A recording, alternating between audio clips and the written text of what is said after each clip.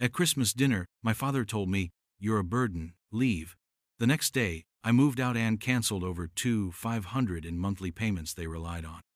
Even I was surprised by what happened next. I never thought I'd be telling this story on the internet, but here we are. My name is Jake Matthews, and up until last Christmas, I was what most people would consider successful.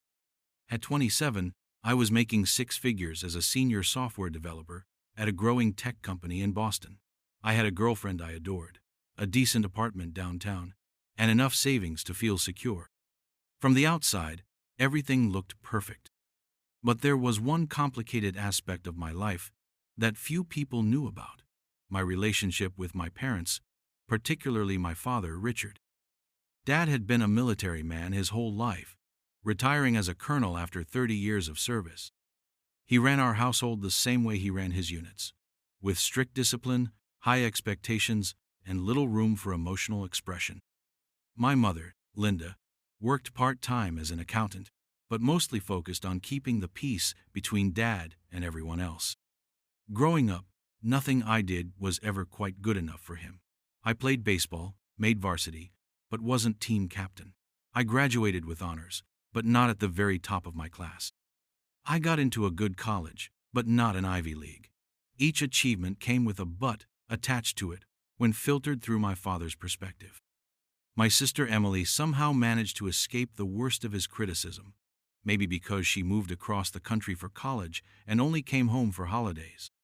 "A man provides for his family," Dad would say at least once at dinner growing up. That's how you measure his worth. So when I landed my job 3 years ago and started making serious money, I thought I'd finally earn his respect by helping them financially. Their mortgage was underwater after some bad investments Dad had made before retiring, and Mom's part-time work wasn't covering their expenses. Without them asking, I set up automatic payments: $500 for their mortgage, $600 for utilities and property taxes, and about $400 for their car payments and insurance. That's $500 a month, nearly $30 a year, that quietly flowed from my account to theirs. My financial advisor thought I was crazy, but I saw it as finally proving my worth. Mom was grateful, though she tried to refuse at first. Dad just nodded and said, "That's what family does. Not thank you, not recognition of the sacrifice, just obligation fulfilled." I'd visit them every other weekend, bringing groceries, fixing things around the house that Dad's arthritis prevented him from handling. I'd listen to him criticize the government, my generation, and occasionally, subtly, me. "If you spent less time with those computer games and more time investing, you could be making real money," he'd say, completely missing that my computer games were actually me coding side projects that had doubled my income. Rachel, my girlfriend of 2 years, would ask why I put up with it. "They're still your parents, Jake," she'd say, "but you're not a kid anymore. You don't have to take this." Mike, my best friend since college and colleague at work, was less diplomatic. "Your dad's an ass, and you're bankrolling him. Cut him off already." But family is family, right? At least, that's what I kept telling myself. So when Christmas came around, I wasn't exactly looking forward to it, but I wasn't expecting disaster either. It was just going to be my parents, my sister Emily, who was flying in from Seattle with her husband and kids, my mom's sister Susan and her husband Robert, a small gathering by most standards. Rachel was spending Christmas with her own family in Chicago, but would join us for New Year's. I bought expensive gifts for everyone, spent hours picking out the perfect watch for Dad, a luxury brand he'd mentioned months ago that I had to save up for even with my salary. I thought maybe, just maybe, this would be the Christmas where things changed between us, where he'd finally see me as the successful adult I'd become, not the disappointing son I'd always been in his eyes. God, I was so wrong. I arrived at my parents' colonial-style house in the suburbs around noon on Christmas Day.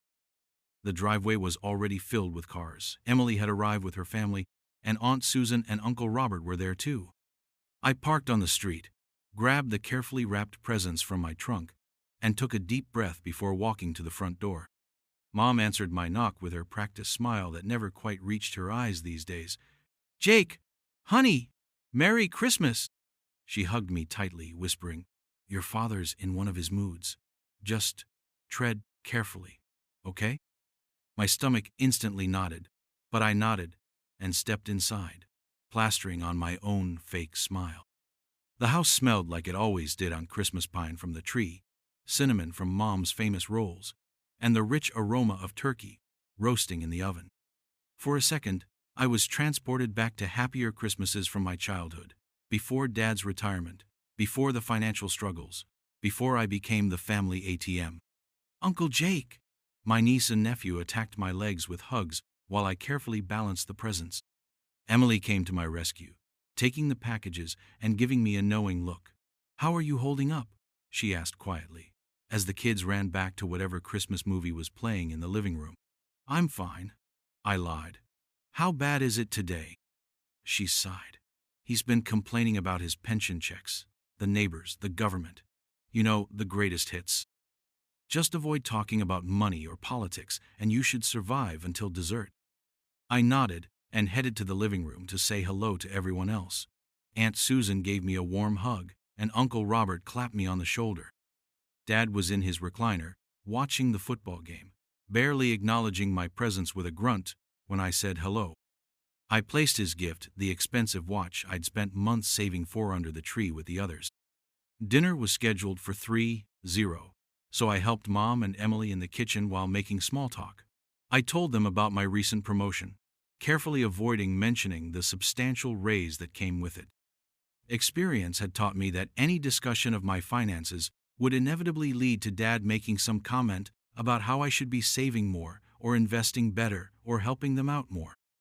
When we finally sat down for dinner, the tension was palpable. Dad said grace, thanking God for family and food, but making no mention of any actual family members present. As we passed dishes around, the conversation stayed superficial. Emily's kids' school achievements, Uncle Robert's golf game, Aunt Susan's church activities. Then Mom, trying to include me, said, Jake just got a big promotion at work. They really value him there. She meant well, but I saw Dad's jaw tighten immediately. That so? He said, cutting his turkey with more force than necessary. Must be nice to have it so easy. In my day, we had to work decades for promotions. Now they hand them out like candy to you young folks for doing the bare minimum. I took a deep breath. It wasn't handed to me, Dad. I worked 70-hour weeks for months to launch our new product line. Emily jumped in, trying to change the subject. The turkey is amazing, Mom. What did you do differently this year? But Dad wasn't finished. 70 hours, huh? Try leading men in combat. Try real responsibility. Playing with computers all day isn't exactly breaking your back. I felt my face flush. 3 years of monthly payments, weekend visits, constant help, and he still saw me as worthless. Something inside me snapped. My playing with computers pays your mortgage, Dad, and your utilities, and your car. The table went silent. Mom looked down at her plate. Emily closed her eyes briefly. Dad's face turned dark red. So that's what this is about? He said, his voice dangerously quiet. You think because you help out a little, that gives you the right to disrespect me in my own home? A little? I couldn't believe what I was hearing. $500 a month isn't a little, Dad. That's more than most people's rent. He stood up suddenly, his chair screeching against the hardwood floor. You think I need your charity? You think I can't provide for my own family? Is that what you're saying? Richard, please, Mom whispered, looking mortified as she glanced at our relatives. No, Linda. I want to hear what our son thinks. Do you think I'm some kind of failure who needs his kid to bail him out? Dad was shouting now, pointing his finger at me across the table. I should have backed down, should have apologized. Instead, I stood up too. You're the one who always said a man provides for his family. I'm just doing what you taught me. His face contorted with rage. You know what you are, Jake. You're a burden. Always have been. Think you're so smart, so successful. But you just throw money around thinking it makes you important. He slammed his hand on the table, making the dishes rattle. If this is how you behave, you can leave. Now, get out of my house. My niece started crying. Emily's husband took the kids to another room, Aunt Susan gasped. And me? I just stood there, stunned, as 30 years of trying to please this man crashed down around me. Richard, Mom's voice cracked. You don't mean that. It's Christmas. I mean every word, he said, not taking his eyes off me. If he's so successful, so independent, he doesn't need family, especially not one he looks down on. I looked around at the shocked faces, at my mother's tears, at the Christmas dinner ruined. Without another word, I picked up my coat, left all the presents under the tree, and walked out into the cold December air. As I sat in my car, hands shaking too much to put the key in the ignition, my phone buzzed with texts from Emily and Mom, begging me to come back, saying Dad didn't mean it. But something had broken inside me, something I wasn't sure could ever be fixed. That night, I drove around aimlessly for hours, Christmas lights blurring through my tears. I eventually ended up at a 24-hour diner off the highway, nursing a coffee that grew cold as I stared out the window. The waitress kept giving me sympathetic looks, probably used to seeing lonely people on holidays, though maybe not quite this devastated. By midnight, I had 16 missed calls and 27 text messages, most from Mom and Emily, a couple from Aunt Susan, even one from Uncle Robert, none from Dad. I finally texted Emily that I was safe and would talk tomorrow, then checked into an airport hotel near my parents' neighborhood. I barely slept, replaying Dad's words over and over. You're a burden. Leave. After 30 years of trying to earn his approval, I finally had my answer. Morning came with startling clarity. I'm not typically an impulsive person. I plan, I analyze, I consider consequences. But something had fundamentally shifted inside me. I called Mike first, waking him up from his Christmas hangover. He said, "What?" Mike practically shouted when I told him. "That's it. I'm coming to get you. We're getting your stuff today." Next, I called Rachel in Chicago. She immediately offered to cut her family visit short. "Stay there," I told her. "I have Mike. I'll be okay." But hearing her voice, her instant support without question, nearly broke me again. By 10 a.m., Mike arrived at the hotel in his pickup truck. "Your parents home?" he asked. "They're at church. Sunday service, plus it's the day after Christmas. They'll be gone until at least noon," I replied. I'd attended that church my entire childhood. I knew the schedule by heart. "Perfect," Mike said, handing me a coffee. "I brought boxes. Let's do this." We drove to my parents' house, where I still had a room, not that I used it much since getting my own place, but it contained decades of my life. I used my key to enter, half expecting to find it wouldn't work, that Dad had already changed the locks. But the door opened, revealing the silent house, Christmas decorations now seeming hollow and fake. My childhood bedroom was exactly as I'd left it. Debate trophies, engineering awards, family photos where I was always standing slightly apart. Mike and I worked in near silence, boxing up clothes I'd left there, books, mementos, my old gaming console.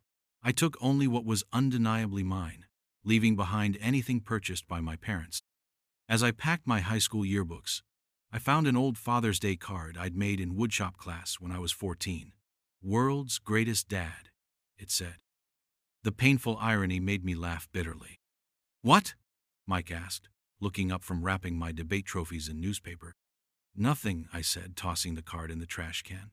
"Just realizing how long I've been lying to myself." We were nearly finished when my phone rang. Mom. They must have left church early. I let it go to voicemail, then texted her, "Getting my things. Please give me space." Her reply was immediate. "Please wait. We can talk. Dad didn't mean it." But 30 years of "didn't mean it" had finally caught up. We finished loading the truck just as I got a text that they were 5 minutes away. Perfect timing. "What now?" Mike asked as we pulled away from the curb. My life condensed into a dozen boxes in his truck bed. "Now I need an apartment and a storage unit in the meantime." Mike shook his head. "Stay with me until you find a place. My couch is yours." That afternoon, after unloading my boxes at Mike's, I sat down at his kitchen table and did something I should have done long ago. I logged into my bank account and canceled every automatic payment to my parents. The mortgage, The utilities, the car payments, all of it, $500 a month, gone with a few clicks. My finger hesitated before the final confirmation, a lifetime of conditioning making me question whether I was being too harsh.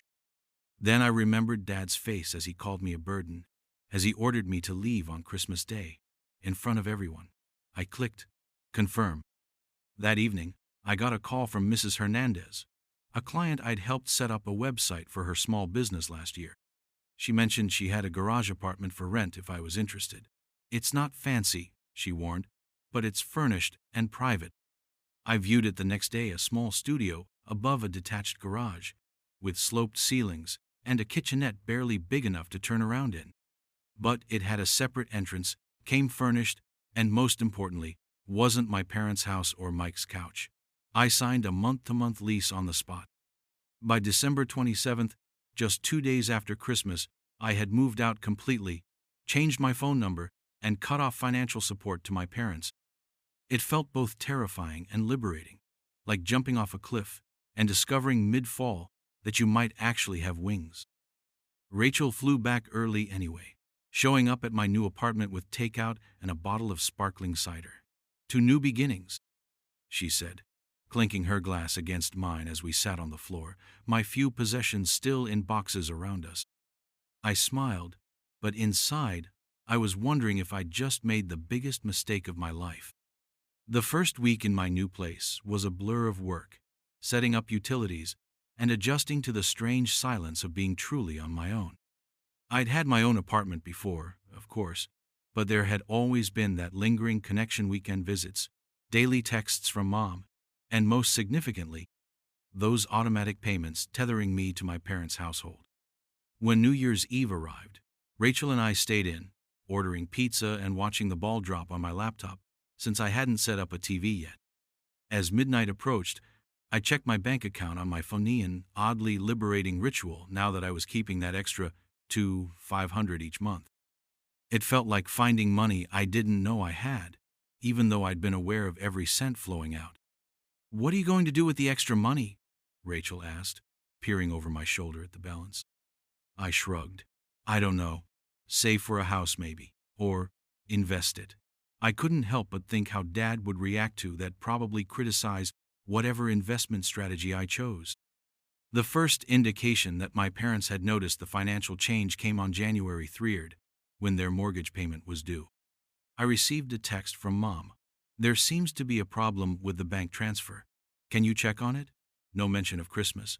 No acknowledgement of our situation. Just a request to fix the money flow. I didn't respond. Part of me felt guilty. Mom had always been caught in the middle, more victim than perpetrator of Dad's emotional abuse. But enabling him had its own cost, and I wasn't willing to pay it anymore. By January 5, the text became more urgent. "Jake, please call me." The mortgage company called. Then, "Your father doesn't know I'm texting you. Please, at least talk to me." Mike thought I was being too harsh on Mom. "She's collateral damage," he argued over lunch in the office break room. But Rachel understood. "She made her choice every day for 30 years, she said that night, as we cooked dinner in my tiny kitchenette. "She chose him over protecting you." On January 10th, I received a formal email from my father, so formal it might as well have been typed on his old military letterhead.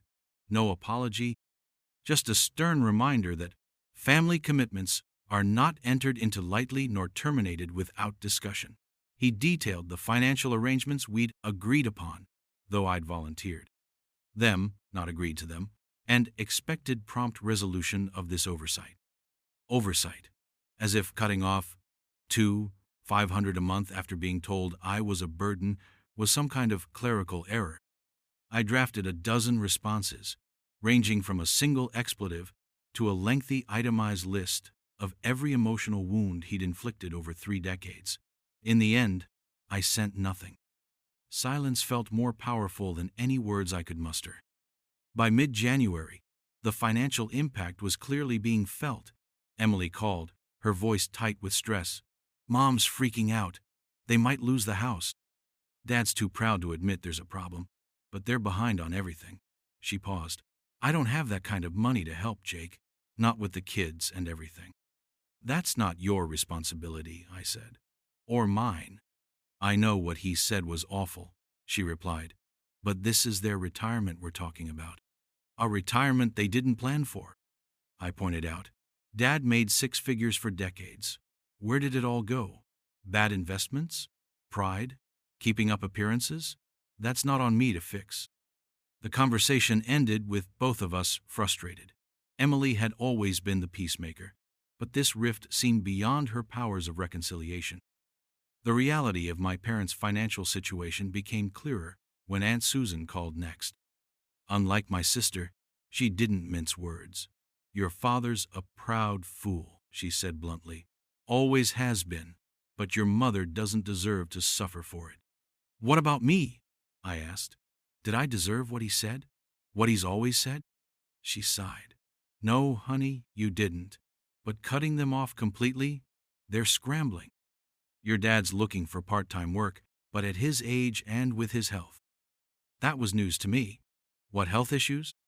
His heart, she said, sounding surprised I didn't know. He had a minor heart attack last fall. Didn't want anyone to know. Too proud. I felt like I'd been punched in the gut. No one had told me. Not Mom, not Emily. Why wouldn't they tell me something like that? You know your father, Aunt Susan replied. Weakness isn't allowed in his world. After that call, I sat in my apartment for hours, staring at the wall. The financial independence I'd felt so proud of now seemed hollow. I'd been contributing $500 a month money that, it turned out, they desperately needed. Not for extras or luxuries, but for survival. Dad's military pension and Mom's part-time work weren't enough, especially with medical bills I hadn't known about. But the memory of Christmas dinner of You're a Burden still stung. 3 decades of emotional wounds couldn't be erased by financial need. I'd given them money, time, effort, everything, except the blind obedience Dad seemed to want. By the end of January, I learned through Emily that they were a month behind on their mortgage and car payment. The utility companies were sending warning notices. Dad had applied for retail jobs but was getting nowhere. Who wants to hire a gruff 58-year-old former military officer with no customer service experience?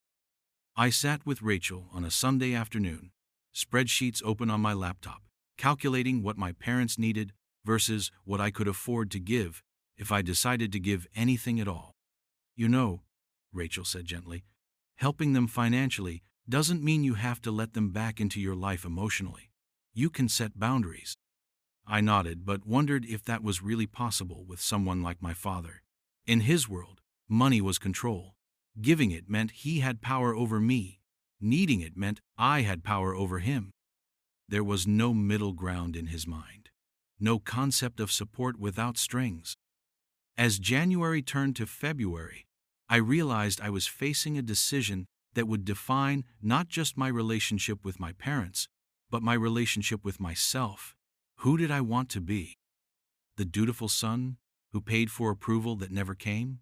Or someone who stood his ground at the cost of his parents' financial stability? Neither option felt right. The first week of February brought a cold snap and a flurry of increasingly desperate communications from my mother. The texts had evolved from vague references to bank errors to explicit acknowledgments of their financial situation. Electric company is threatening to shut us off, one message read. Your father won't admit we need help. Another, had to cancel doctor's appointment. Can't afford the copay this month. Each message was like a tiny dagger, precisely aimed at my conscience. I read them all but continued my silence, caught in a painful limbo of guilt and resolve. Part of me wanted to immediately transfer money to fix everything.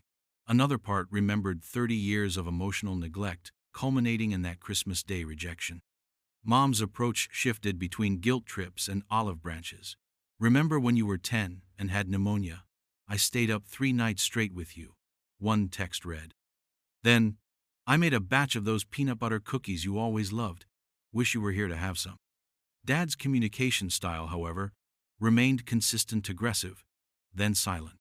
After his formal email went unanswered, he left exactly one voicemail. Your behavior is unacceptable and childish. A real man honors his commitments. The irony of him lecturing me about being a real man after what happened wasn't lost on me. I played that voicemail for Mike, who just shook his head in disbelief. "Dude, your dad's like a character from a bad military movie," he said. "Does he realize it's 2025, not 1955? Mid-February, the situation escalated. Emily called in tears one evening as I was preparing a simple dinner in my apartment. "They got an eviction warning," she said without preamble.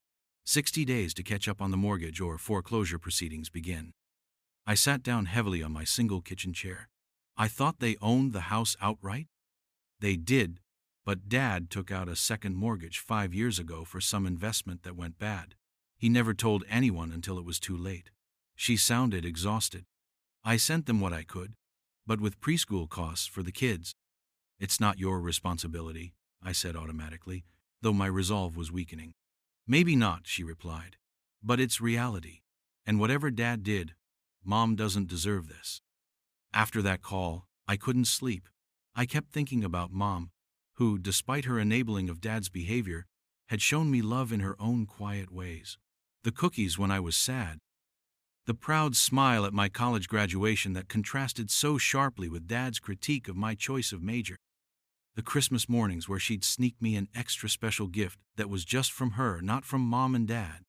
Valentine's Day came, and Rachel surprised me with dinner at an actual restaurant instead of takeout in my tiny apartment. As we sat across from each other, she studied my face with concern. "You're thinking about them again," she said. It wasn't a question. I nodded. "Is it obvious?" "Only to someone who loves you." She reached across and took my hand. "Whatever you decide, I support you. But Jake, you need to make a decision. This limbo is eating you alive." She was right. I'd physically moved out, financially cut ties, but emotionally, I was still living in that Christmas dinner moment, replaying my father's words on an endless loop. Moving forward required something more definitive, either genuine reconciliation or complete separation. The next day, Aunt Susan showed up at my apartment, unannounced. I hadn't given her my new address, which meant either Mom or Emily had. "You look terrible," she said by way of greeting, pushing past me into the apartment with a casserole dish. "When's the last time you ate a proper meal?" As she busied herself in my kitchen, warming up whatever she'd brought, I sat awkwardly on my futon. Aunt Susan had always been the straight talker in the family, the one who called out Dad's behavior when others wouldn't. "Your mother's a mess," she said, serving me a plate of lasagna. "Lost 10 pounds she couldn't afford to lose. Your father's pride is literally killing them both." "I can't just pretend Christmas didn't happen," I replied, though the food smelled amazing and reminded me of family dinners from before things got so bad. "No one's asking you to," she said, sitting beside me. "But cutting them off completely? That's your father's way of handling conflict, not yours." That hit home. Was I becoming what I hated most about him? The black and white thinking, the all-or-nothing approach to relationships? "He needs to apologize," I said stubbornly. "Really apologize, not just because they need money." Aunt Susan nodded. "You're absolutely right. But honey, you know your father. In 70 years on this earth, I've heard him apologize exactly twice. Once when he lost your mother's engagement ring, and once at his own mother's funeral for not visiting her more." We ate in silence for a few minutes, the reality of the situation settling between us. "They're going to lose everything," she finally said. "The house, the car, everything. Your mother's looking for full-time work, but at her age, with her limited recent experience." I pushed my plate away, appetite gone. "This feels like emotional blackmail." "It's just reality," she countered. "You can maintain your boundaries without leaving them homeless. That's all I'm saying." After she left, I called Rachel to process the conversation. "Am I being manipulated?" I asked her. "Or am I being cruel?" "Maybe neither," she said thoughtfully. "Maybe this is just what happens when unhealthy family dynamics finally break down. It's messy and painful for everyone." The rest of February passed in a blur.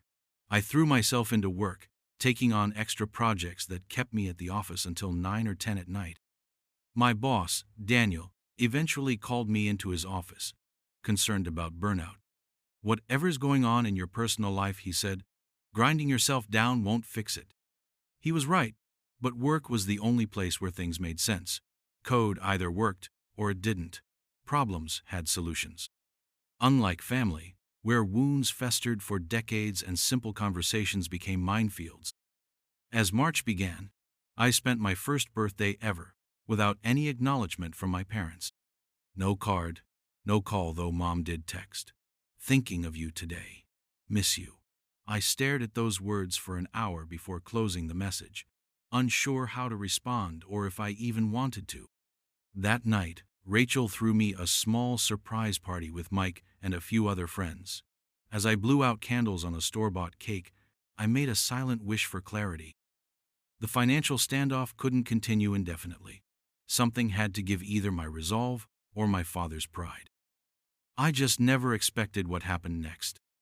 March brought unusually warm weather and an even more unexpected visitor to my apartment door. It was a Tuesday evening, almost dark, when the knock came. I'd been coding on my laptop, takeout containers from the local Chinese place scattered across my small desk. I wasn't expecting anyone. Rachel was working a night shift, and Mike had a date. When I opened the door, I actually took a step back in shock. My father stood there, looking like a different man than the one who'd ordered me out of his house 2 months earlier. He'd lost weight, his clothes hanging loosely on his frame. The military posture was gone, replaced by slightly stooped shoulders. But most startling were his eyes, red-rimmed and uncertain, without their usual steel.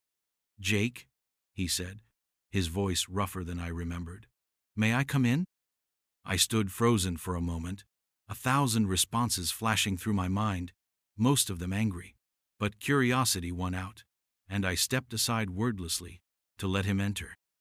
Dad looked around my small apartment, taking in the sparse furnishings, the boxes still unpacked in corners. For once, he didn't comment or criticize. He just stood awkwardly in the center of the room, a man who'd always commanded space now seeming to shrink within it. "Your mother doesn't know I'm here," he finally said. "She's been upset about everything." "I imagine so," I replied, my voice carefully neutral. "Would you like some water or something?" He shook his head, then changed his mind. "Actually, yes. Water would be good." As I filled a glass from the tap, I tried to process what was happening. In 37 years, my father had never not once come to me. I had always been the one to bridge gaps, to apologize even when I wasn't wrong, to make peace at any cost to myself. I handed him the water, and he took it with a hand that trembled slightly. Another shocked me. Father's hands had always been steady, whether working on his car or methodically dissecting my latest failure. "I had another heart attack," he said abruptly. "Last week. A small one, they said, but..." The glass nearly slipped from my hand. "What? Why didn't anyone tell me?" "I asked them not to." He took a careful sip of water. "Didn't want you to come out of obligation." The word hung between us, heavy with implication. Obligation, the currency of our relationship for so long. What I owed him as a son, what he felt entitled to as a father. "Sit down, Dad," I said, gesturing to my futon. I took the desk chair opposite him. "You shouldn't be out if you just had a heart attack." He sat with a stiffness that suggested pain. "Doctor said short trips were okay. Sitting at home was driving me crazy anyway." He looked around again. "Place isn't bad. Good security building." It was such a typical dad comment, not quite a compliment, not quite a criticism, that I almost laughed. Instead, I waited, sensing there was more. "Your mother wanted to call you when it happened," he continued. "When they took me to the hospital, I wouldn't let her. Told her you had your own life now." He stared down at his hands. "I was wrong about that. Wrong about a lot of things." I couldn't believe what I was hearing. My father admitting error? It was so unprecedented that I briefly wondered if this was some elaborate manipulation, a medical emergency invoked to regain financial support. "The heart thing," I started. "Started last fall," he confirmed. "Should have told you then. But admitting I wasn't strong anymore." He shook his head. "Military men of my generation, we don't do weakness well." "Aunt Susan mentioned something," I said. I didn't know how serious it was. "It's serious enough," he replied. Got some stents now. Pills I'll be taking forever. Can't work the hours I thought I could. He looked up at me directly. But that's not why I'm here. Why are you here, Dad? I asked, suddenly tired of the careful dance around the real issue. He took a deep breath. To apologize. What I said at Christmas, it was unforgivable. You've never been a burden, Jake. Never. You've been, his voice cracked, another first in my experience. You've been the best son a father could ask for. And I've been too damn blind and proud to see it. I sat in stunned silence, unprepared for this moment. I'd waited for my entire life. Part of me wanted to savor it, to make him elaborate, to finally hear all the acknowledgments I'd craved. Another part suspected this was about the money, a performance designed to restore the financial flow. Why now? I asked.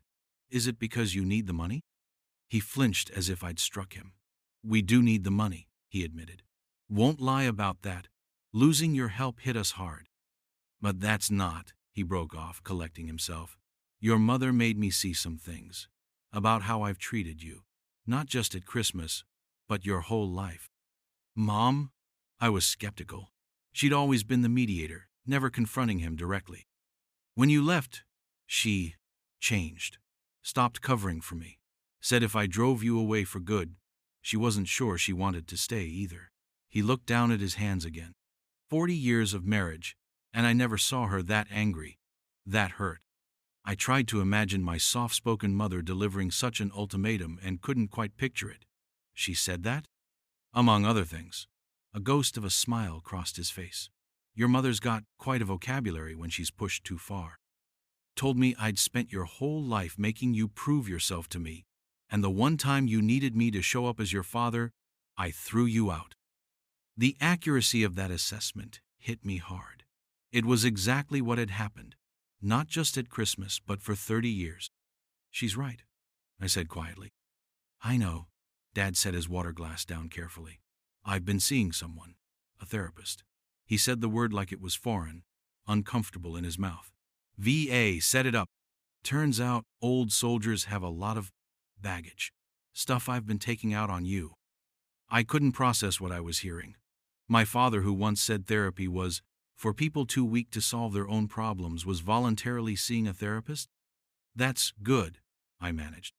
It's hard, he corrected. Hardest thing I've ever done, including basic training, but it's helping me see things differently. He looked around the apartment again. Like how you've made a life for yourself. A good one, without much help from me. We sat in silence for a moment, the weight of decades shifting between us. Finally, he reached into his jacket pocket and pulled out an envelope. I'm not asking you to come back or start paying for things again, he said, placing the envelope on the coffee table. That's not what this is about, but I wanted you to have this. Cautiously, I picked it up and opened it. Inside was a handwritten letter, 2 pages, of my father's precise, military-neat handwriting. I can't say all this out loud yet, he explained, standing up with effort. But I needed you to know it. Read it when I'm gone. He moved toward the door, then stopped. Your mother misses you. She's not ready to reach out herself. Thinks you won't forgive her for not standing up to me sooner. But she misses you something fierce. And then, so quickly I almost missed it happening, my father stepped forward and embraced me. It was awkward, stiff, unpracticed. When was the last time we'd hugged? High school graduation, maybe? But it was real. I stood frozen for a second, then tentatively returned the embrace, feeling the new frailty in his once powerful frame. I'm proud of you, son, he whispered, then quickly released me and headed for the door. That's all I wanted to say.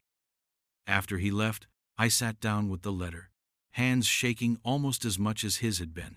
Whatever I'd expected from this evening, it wasn't this.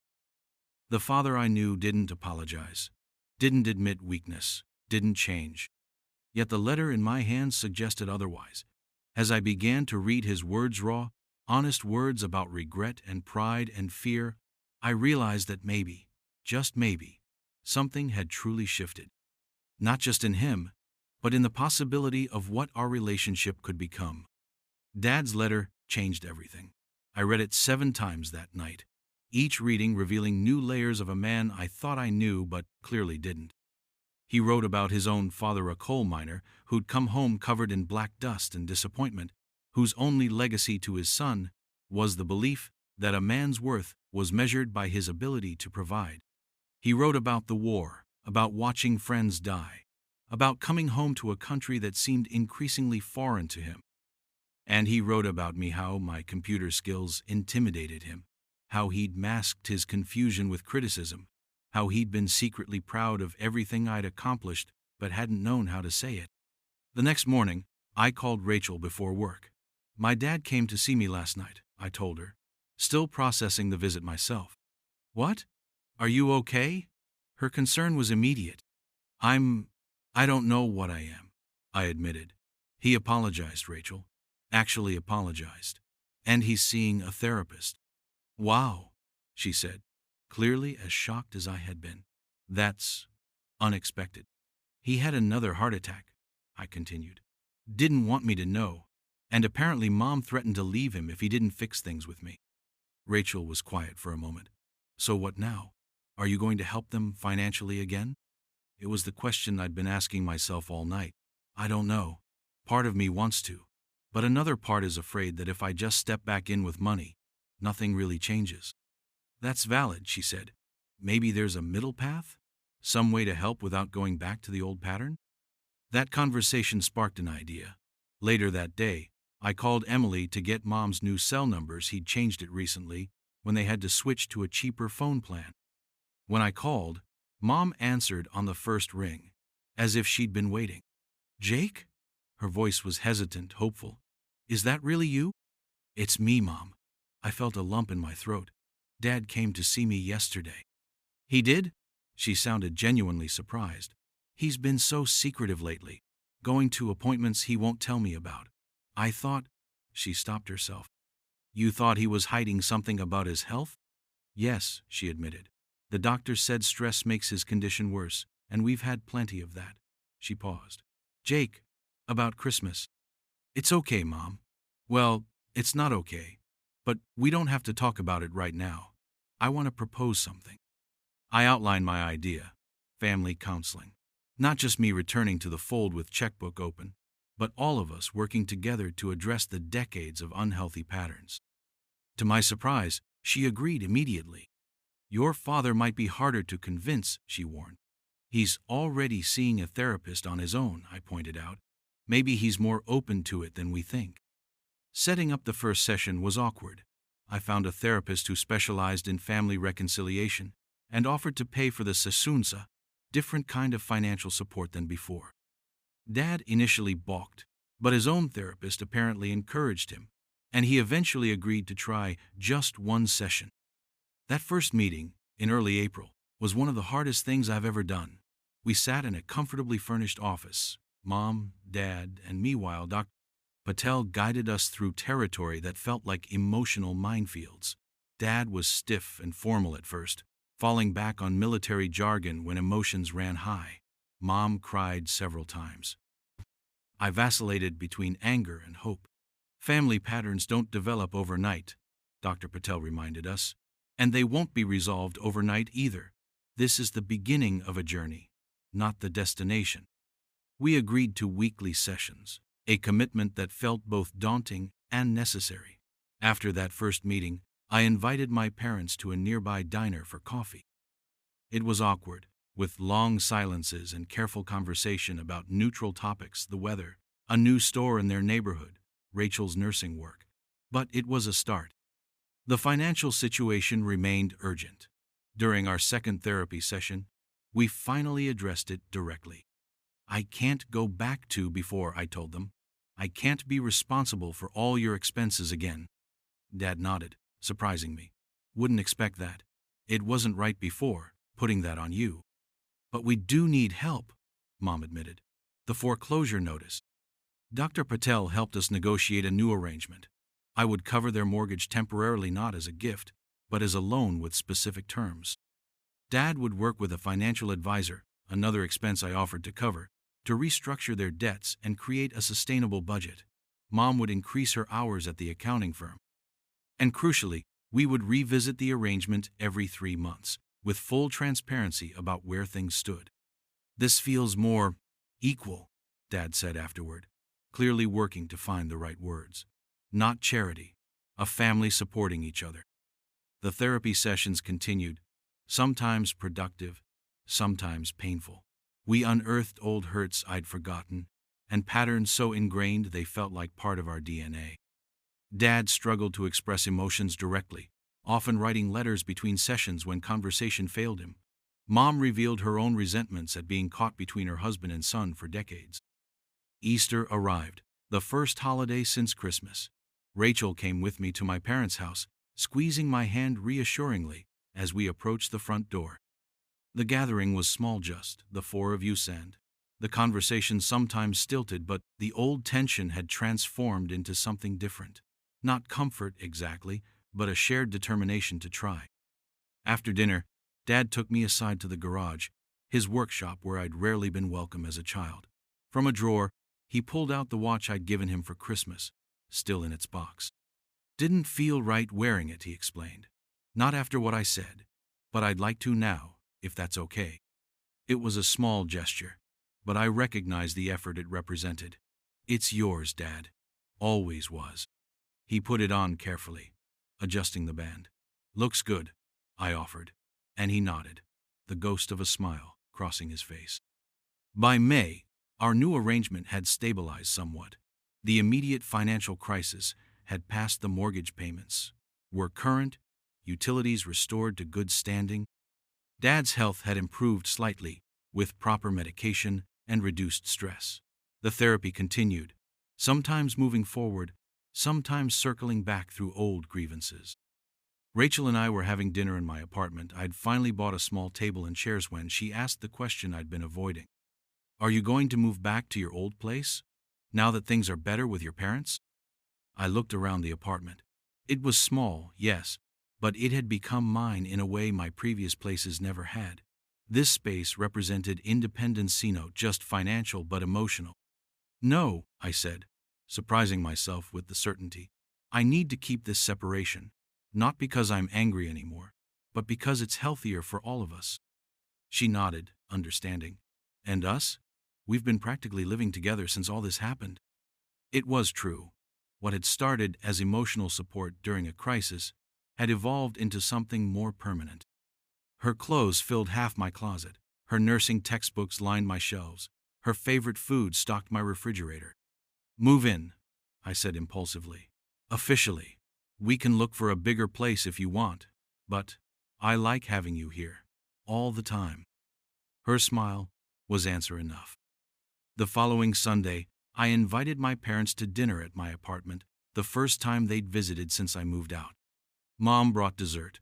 Dad brought a housewarming gift, a set of proper tools to fix this place up, and Rachel made her famous lasagna. The conversation still had awkward pauses, and once Dad started to say something critical about my choice of neighborhood before catching himself. "Old habits," he said simply, and we moved on. As they were leaving, Dad hesitated at the door. "You've done well for yourself, son. This place, your job, Rachel." He glanced at my mother, who nodded encouragingly. "I'm proud of you. Should have said that a long time ago." Those words, so simple, so ordinary from most fathers, felt monumental coming from him. I didn't trust myself to speak, so I just nodded and shook his hand, the gesture evolving naturally into a brief hug. After they left, Rachel and I sat on the futon, her head on my shoulder. "That went better than expected," she said.